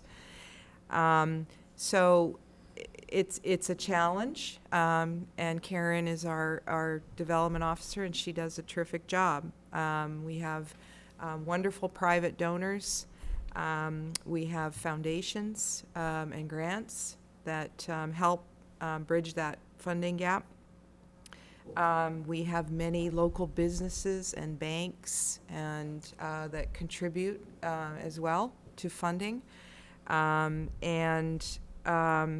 We also have a really wonderful contractor base in the community. We have in-kind donations from local people and organizations that help work on our projects, from engineers to excavators to contractors, you name it. And I'm not going to name them all here because I don't want to miss anybody, but they are really instrumental in bridging that cost gap. And they get it. They understand. They are the people. The people working in the community understand how hard it is for them to find workers to work in their businesses. So they get it, and they donate, and we're very, very grateful to them. Also, the Town of Falmouth, the Affordable Housing Fund, that's taxpayer money. So every taxpayer in Falmouth is donating to our work, and that is very much appreciated. I don't think we could do what we are doing without the Falmouth Affordable Housing Fund. It's really a significant portion of that funding. Right now, the fund, the guidelines were just revised, so the funding could be up to $150,000 per home. So when I talk about that $200,000 figure, a large part of that can come from the taxpayers themselves through that Affordable Housing Fund. And I always say this, even though that fund is administered by the Select Board and the CPC, we have to remember that that's you and I. That's our money. That's our taxes going to work. That's right. And we sometimes, I think, forget that everybody is contributing that way, and that's really important. And the county, through the Sam Turner project, we did secure a grant through the county, and the county is also a funding source for us. Energy rebates, as Beth mentioned, are also a source of our funding for energy rebates. I think on the Sam Turner Road project, the energy rebate there, and Karen, shake your head if I'm wrong, but I think it was about $60,000 in energy rebates for 4 homes. So that's pretty significant per unit, to be able to put in heat pump technology and use electricity, which is very, very efficient and low cost for the homeowner, and to be able to not be using fossil fuel energy, and to get those rebates as part of our housing production. And lastly, our donations come from land, from people who in the community who donate their land or donate their homes to us. And so that's a source of funding as well. So we are very, very grateful for everybody's contribution, and it I spent a lot of years coaching hockey, and I always say it's a team effort. It's not one person or individual. It really is a team effort in order to be successful. So Great. Thank Thank you. you. Wonderful. You better get up to Boston and help the Bruins. Bobby? I don't know. No comment. So the Housing Authority is focusing its efforts on the electrification of many of our properties to also reduce the reliance on fossil fuel energy. I'd like to acknowledge Michael Kasparian in our crowd today because he's been behind our efforts to spearhead some solar energy projects to the Housing Authority, and that's estimated to save us about $2 million over the course of 20 years, 15 to 20 years, and that's directly through a reduction of our electricity rate. That will get a reduced rate. Many people don't know that in public housing, if we're not talking about our scattered houses, which there's 25 in the community, all of our apartments include utilities. So our residents, they don't pay a separate fee for utilities; they're included. So it's a direct relationship. What will come from that solar energy movement. We're also really looking at federalization of our state properties, and there's a few reasons for that, but primarily and honestly, the amount of money that you get from the state, to piggyback on Beth's comment earlier, for the Housing Authority, it's embarrassingly low to maintain existing stock with the amount of funding that's received from the state of Massachusetts. I've always been the person that doesn't believe in putting lipstick on a pig. I do not believe in renting units that you wouldn't rent to your own mother. And so I often tell my staff, if this unit is not eligible for your own mother to move in, it's not ready for the community. However, I will say, personally, I don't believe that that feeling is carried across from the state when you look at the amount of funding that they give you in order to turn a unit and make it livable for the next person. What we do know is that while we would wish that there was more federal funding available, the federal government tends to pay more money per unit, give you more time to get a unit ready for another family to move in, and there's more grant opportunities under a federalized type of relationship. And so my goal actually by June 30th is for us to apply to move all 54 units of apartment housing over to the federal government, and at least 5 or 6 of our scattered housing sites to the federal government. That involves a little bit of play. We're very happy that the town of Falmouth gave us $100,000. I've said it often, thank you, because what that allowed us to do was a needs study, and the needs study was designed really for funding efforts to allow us to see what we already know, but put it into paper for the rest of the world to see. The houses are old, they need help, they need money, and I need to know exactly what we're looking at. How much per unit would it cost for that unit to be considered modernized and ready really for a family? What does that look like? And so this study is costing just about $100,000, and our intent is to use that for funding purposes. So those are our efforts underway at the moment. Wonderful. Thank you so much for all your information. Could I just add one more Sure. one more thing? Yeah, of course. Bobby sort of reminded me that one other source of funding that's come up recently, which is kind of interesting, is the donation of solar credits. We did have a family who donated their solar credits to the Housing Trust, and that donation has allowed us to pay our electricity bill on the One Chancery building, which the Housing Trust has owned for a number of years, which contains 4 rental units. Even though we're not in the rental business, that's something that's sort of carried over. And so that is kind of an interesting source of funding that maybe that's sort of more futuristic, but it is an opportunity for people that have solar and have excess credits to look at donating them to a nonprofit housing organization to help them with their costs. Great. Excellent. So creative. Yeah, It's really I applaud you all. You're all so creative. It's amazing. So we're going to open up to questions. What we need to do, because we're recording this on FCTV, if you have a question, you can just raise your hand. We'll try to get to everybody. You need to come up to the podium, state your name, and then speak into the microphone. I'm not sure where they're filming, but there's cameras all around. So you need to be, is it that way, Kim? All right. So who would like to start with a question? Okay, Dave, come on up. If I can just ask if everyone could sign in too, then we can make sure that you get the information from our organizations. Dave Garrison, I'm chair of the Falmouth Affordable Housing Committee. Laura, for you, we're in this for the long haul, of course.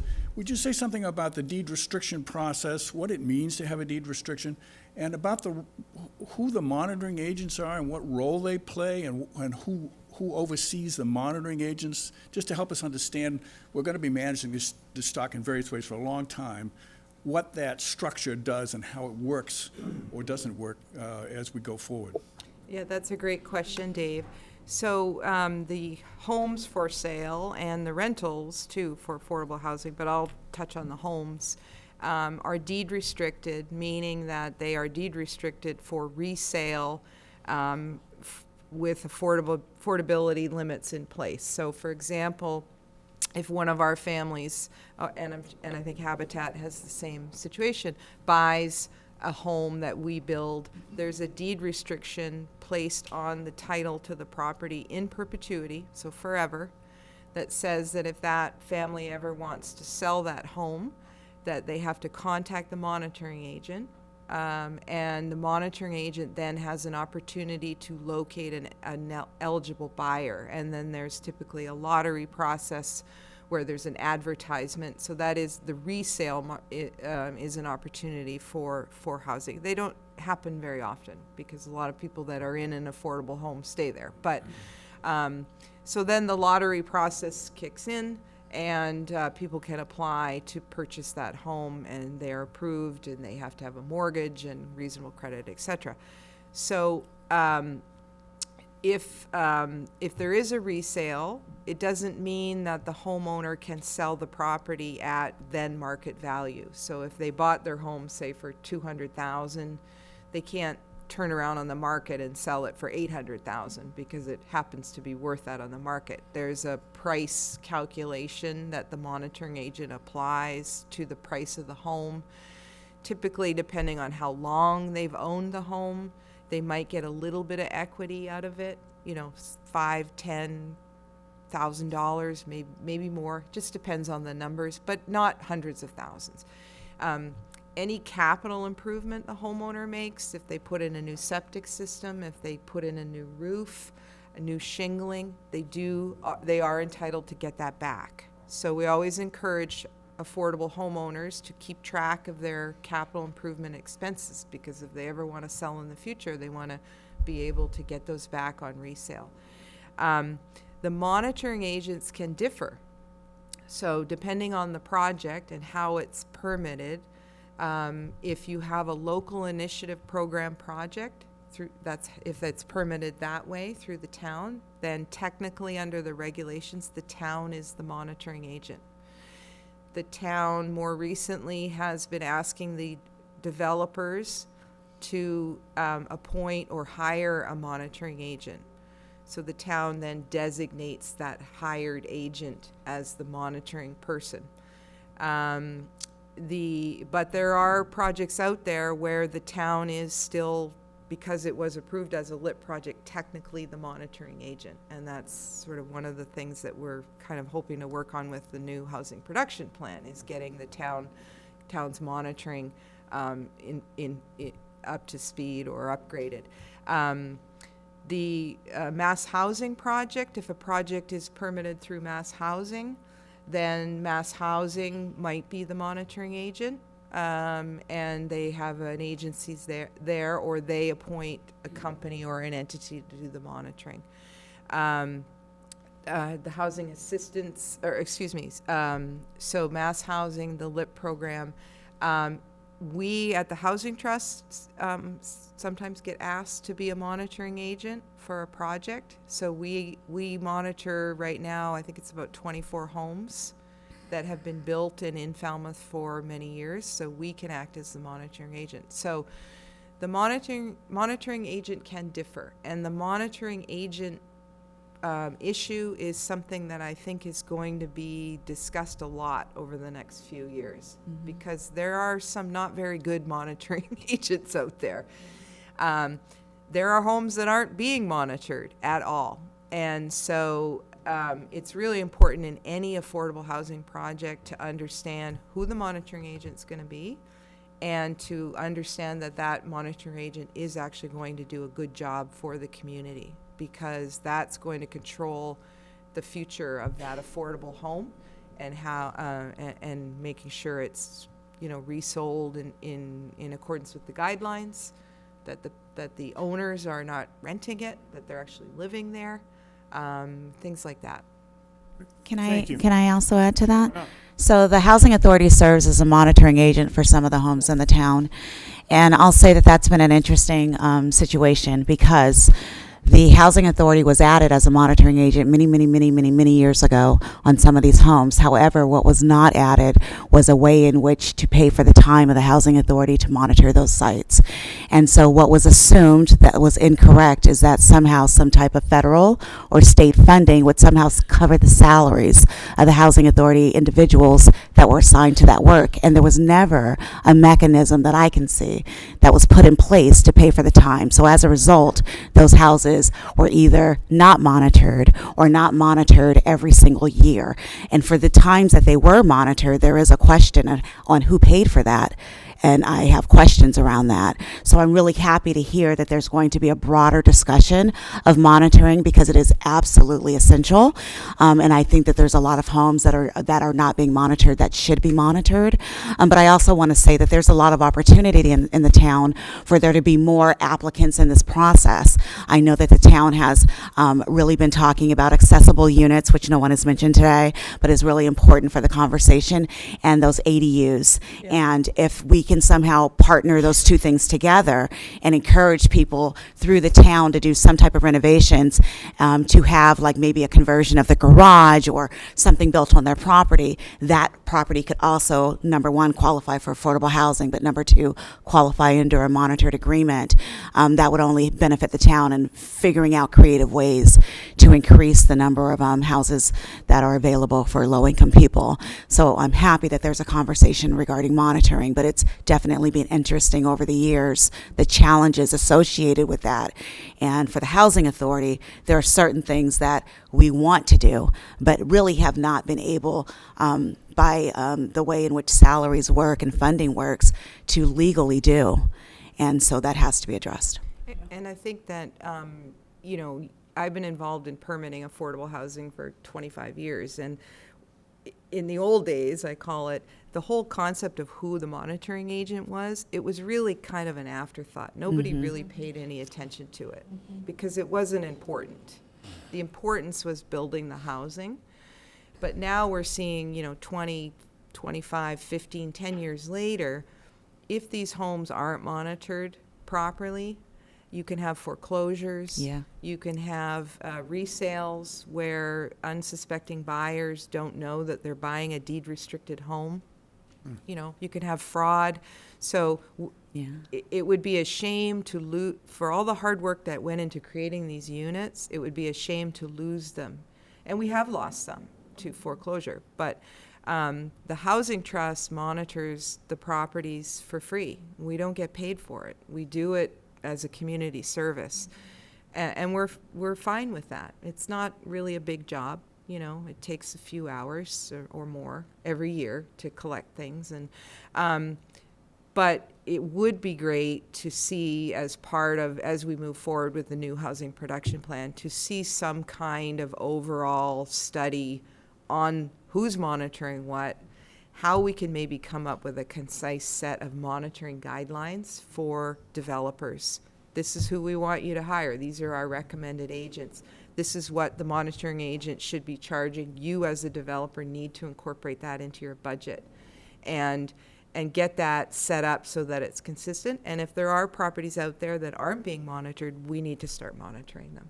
We need to go back to with rental properties, we particularly need to be going back to that owner of that rental property and saying, hey, like, this is who you need to be retaining. Let's get the monitoring back in place.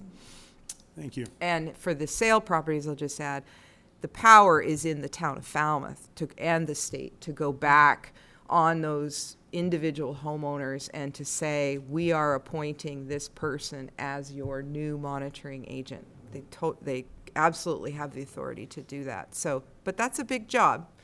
And our housing coordinator is looking at me going, "Stop, Laura, stop! Don't say anymore." It's on my to-do. Well, you and your hopefully new assistant that the town of Falmouth will be hiring for you to assist you, because that's the goal of that monitoring person is an admin job, that part-time assistant position for our housing coordinator is so important.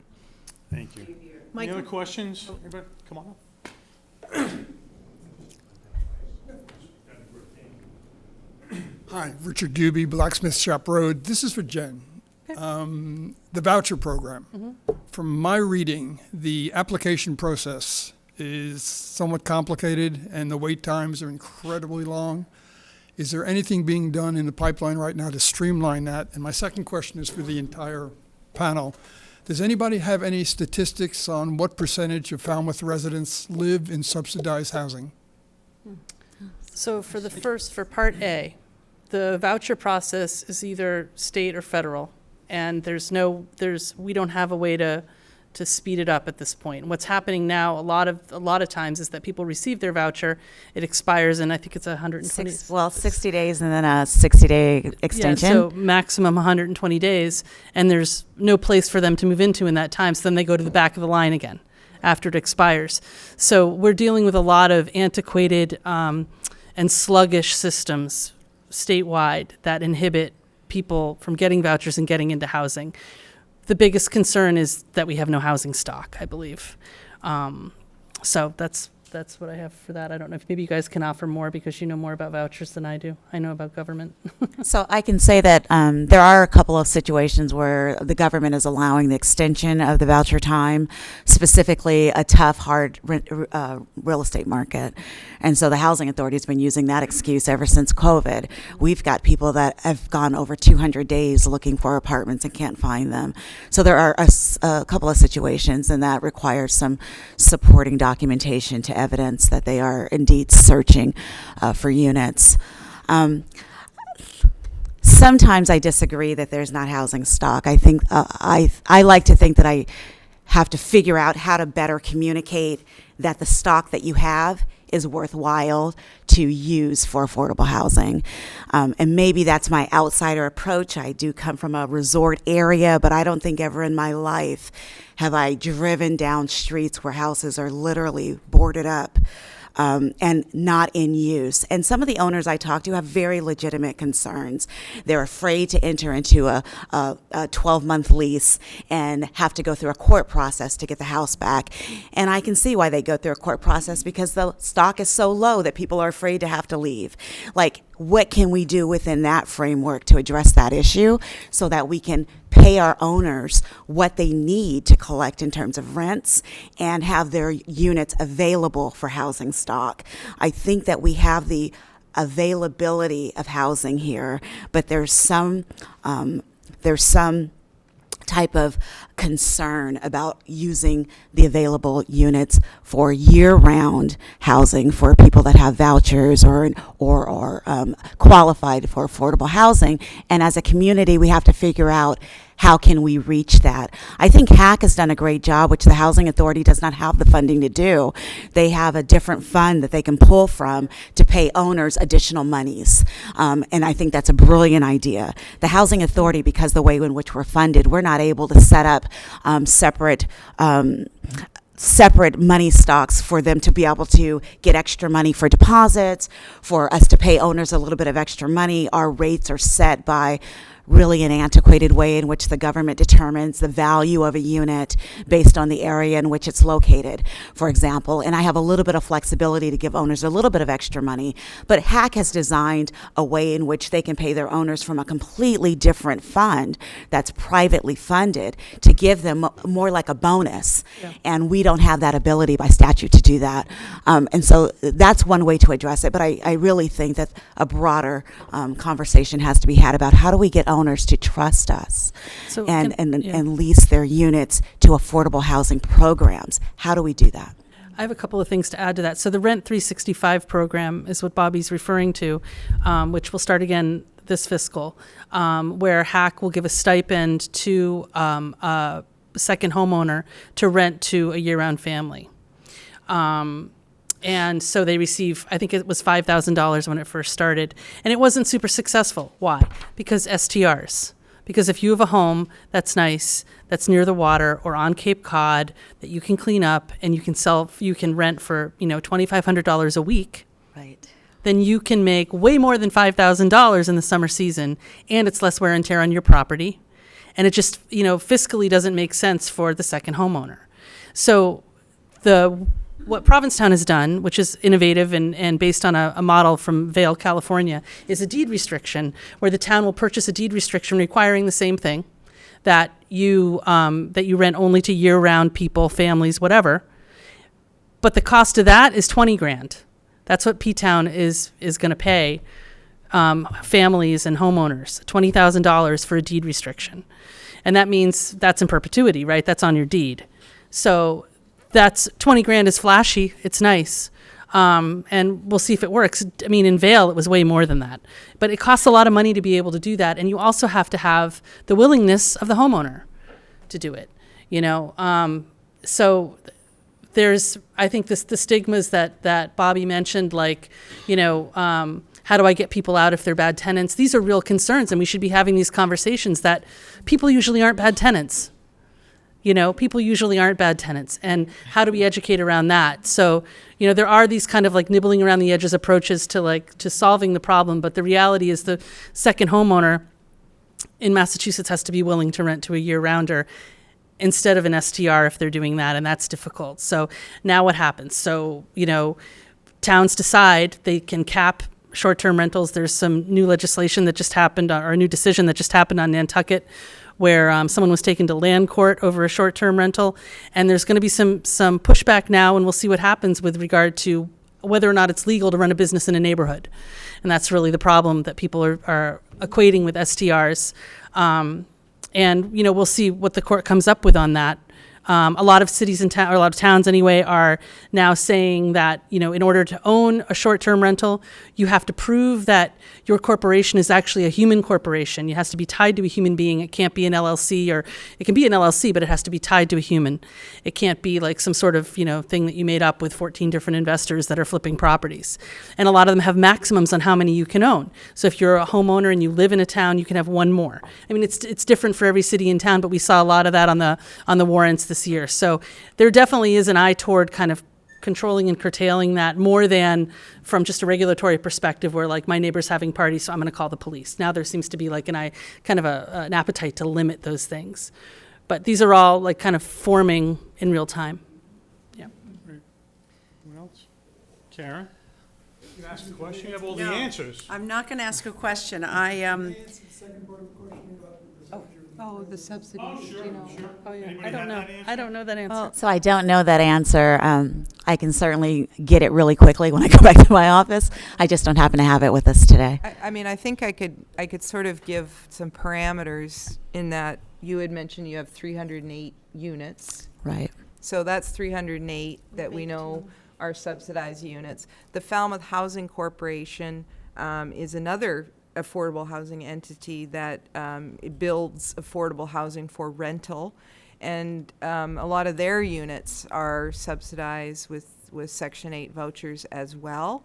And we have about 400 vouchers. The problem is we don't know if they're all in Falmouth, but we have about 400 or so. I'm roughly guessing the Housing Corporation maybe has about 150 units. So, in rough parameters, that's maybe around 500 to 600 units, roughly, based on the population, the year-round population. I mean, you're looking at maybe somewhere between 5 and 10%. Does that sound about right? Yeah, I was thinking about 3 or 4. What's an even more fascinating number, which of course I can't give you, but I can just tell you it's high, is the number of people over the age of 62 in this community that are in subsidized housing. That's an interesting number too, and that's more like 1% of our population. So sorry we don't have better data, but hopefully that gives you some Yeah. idea anyway. Yeah. So, You can identify yourself. Karen Bissonette, Okay. and I've worked with the Housing Trust for about 7 years. But this morning on my email, I received this email, and I think this kind of just sums up where we are at and what's happening in our community. It says, hello, my husband and I were wondering where to start in seeing if we could qualify and put in an application for housing. He's retired on injury as a firefighter paramedic, and I've been a police dispatcher for 17 years. We have 2 kids and some small pets. We've been in our Hatchville rental for almost 10 years, and unfortunately we have slumlords who haven't kept up the structural integrity of the home. And they informed us that they are now for the 4th year in a row increasing the rent, and we are suffocating under the financial stress. We'd love to have a place of our own so we don't have to always worry about where we're going to be next year or what happens when our water heater goes because the landlord refuses to fix anything. We have our tax return and believe that we are below 120% threshold for a family of 4. So these are our neighbors, okay? And this is why we do this, because this shouldn't be happening. I mean, we have, a 2-income family. They have kids in our school system. Our school system has decreased 35% in 20 years, and we all should be concerned. And that's why everyone here does what they do, and thank you for being here. But I just want to say that we get these all the time. There are people like this everywhere in our community that are our neighbors and friends. And so I just thought that was so apropos that it came to my email this morning. So I just want to say that. Thank you. Thank you, Karen. Any other questions? Interesting, they talked about STR, short-term rentals. I was recently in a meeting with the Cape Cod Chamber, in which we partner with. On Cape Cod in Barnstable, there's 18,000 short-term rentals that we know about that are legally registered. That's more than New York City. So that's something to think about. 18,000 dwelling units, residential dwelling units, are being used for short-term rentals. That's why I say I don't know if it's an issue of housing stock.